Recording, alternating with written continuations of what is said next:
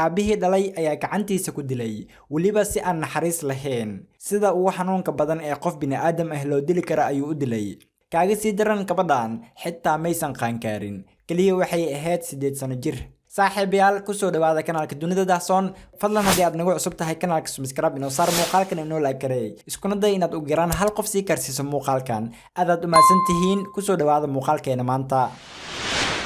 qisadatan waxay ka dhacday dalka Imaaraadka Carabta waana qiso run ahaantii murugo iyo xanuun badan waxaana ka sheekaysay gabadhan idin muuqato oo lagu magacaabo Mira waxaana jir dileen oo dhibaatooyin baahsan u geysteen aabaheed iyo xaaskiisa ama iyada eedadeed waa eeda aaba qabe marka gabadhan waa 6 sano jir oo hooyadeed iyo aabaheed maysan isqabin 6 sano oo way kala tageen iyadoo aad u yar ama aan kaarin xitaa da'da 1 sano dhowr bilood oo kaliya ay dunida saarneed markii ay kala tagayeen hooyadeed iyo aabaheed Mira waxay ka sheekaysay qisada dilka walaasheed balse intaanaan u guda galin qisada gabadhani bal wax yar aan dib u laabanno qoyskan waxay ka koobnaayeen 4 qof ka hor intaysan kala tagin hooyada iyo aabaha waxayna kala ahaayeen Xamad Sucaad oo 27 sano jir ah waa aabaha qoyska Wadiima oo 24 sano jir ahna waa hooyada qoyska waxayna dhaleen 2 gabdhood oo kaliya Mira iyo Wadiima Mira waa yaraanta guriga halka Wadiima ay tahay curada qoyska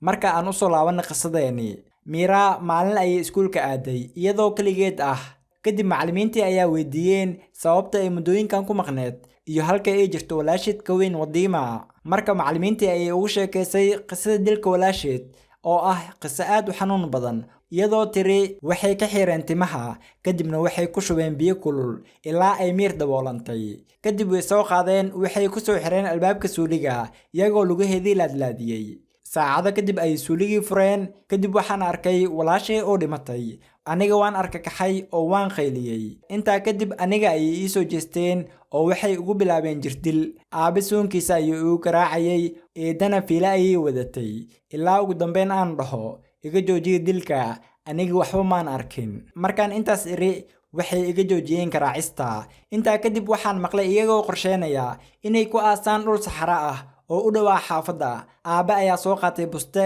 ama ko aad u weyn kadibna wuxuu ku duuduubay meedka abaayo intaa kadib dib maanan u arkin walaashay wixii maalintaa ka dambeeyayna aniga waxaa lagu hayay silici Wadiima lagu hayay intii ay nooleed mid ka daran oo waad arki kartaan jirkeyga sidoo u yaalo intaan iskuulka ka maqneenna subax walba markaan soo kacno aan isdhahno iskuulka isku diyaariya eeda ayaa dhihi jirtay dharkiina ma dhaqno ee iska jooga maanta sidaas ayaana muddo dheer kaga maqnayn iskuulka maanta ay ii ogolaadeen inaan aado iskuulka si aan loo tabin waxayna igu yiraahdeen ha hadleen yacni hadal yuusan afkaaga ka soo bixin haddii aad wax sheegto sidii Wadiima aan u dilnay oo kale ayaan ku dilaynaa waxay dhahday mar way ii hanjabaan marna way isirsiraan oo si degan ay igula hadlaan intaa kadib macallimiintii ayagoo la yaaban hadallada gabadha iyo sida ay u taalo waxay waceen booliska sidoo kale waxay waceen Mira hooyadeed Wadiima kadib waxaa si degdeg ah ku timid gabadhan hooyadeed iyadoo ilmeynaysa